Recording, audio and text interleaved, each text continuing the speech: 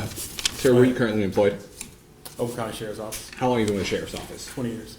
And prior to your appointment with the Sheriff's Office, do you have any other law enforcement experience? Okay. And where are you currently assigned? Out here at Rochester Hills substation. Okay. How long have you been assigned with the substation? Off and on about, I'd say about 12 years or so. Okay. I want to direct attention to the morning of October 11th of this year. Do you recall that day? Yes. Okay. On that particular day, were you did you receive a dispatch to 3730 Newcastle? I did. Okay. What was that nature of that dispatch? I was dispatched to a robbery at this location on that day. And when you first received that dispatch, where were you at?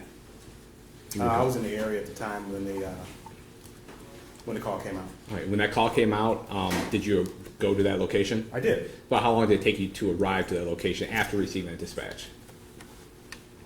Less than 5 minutes. Okay. And the information in that dispatch, what was the nature of that information that you had? They said a lady called indicating that she was, the house was robbed and she was duct taped around her wrist. And her husband was in the house, she believed at the time, regarding this incident. And on that morning of the 11th, were you wearing the same Oakland County Sheriff's Department uniform that you had on? Yes. Okay.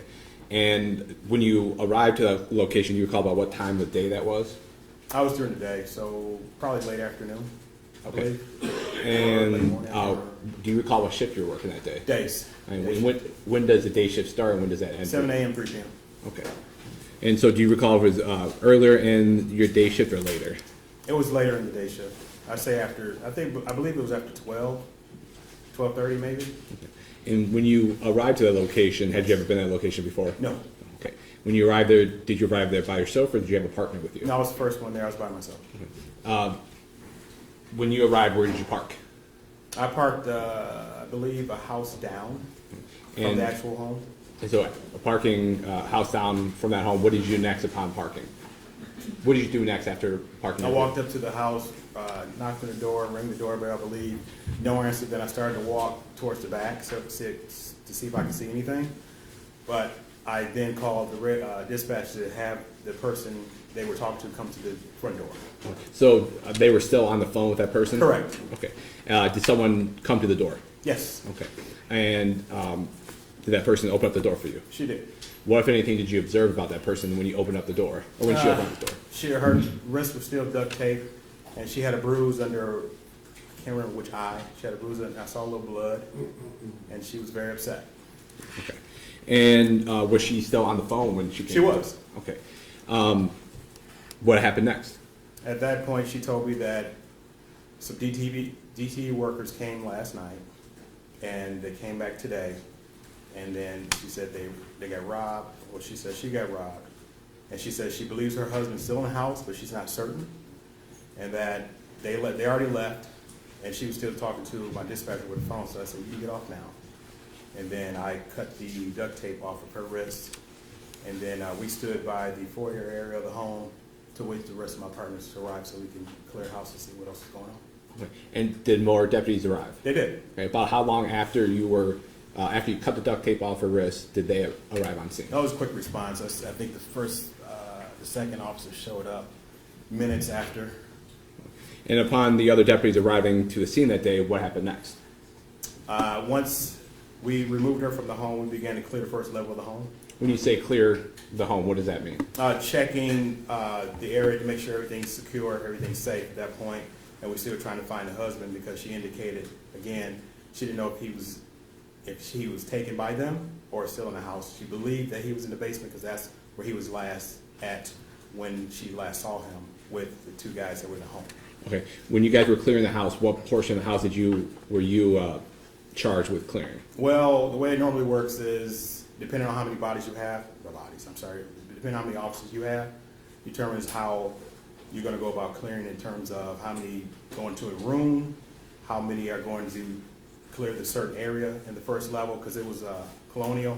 So we're dealing with the first level, second level, and the basement. So we started with the first level.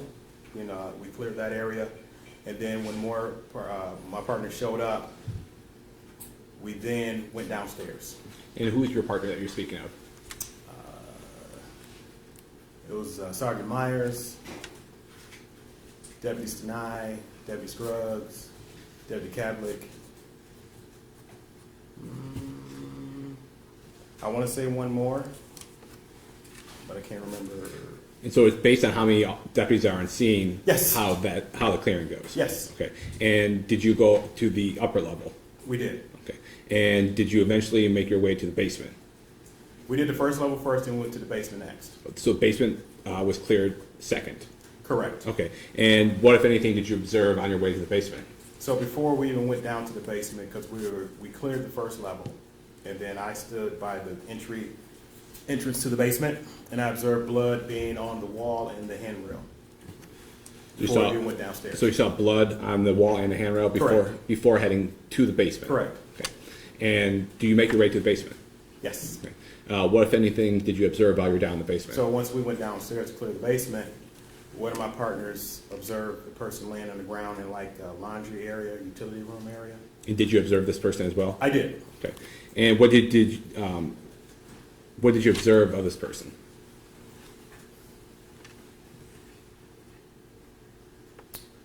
I observed a male being duct taped around the wrist, around his ankles, and around his mouth. I thought it was duct tape around his nose, but it wasn't.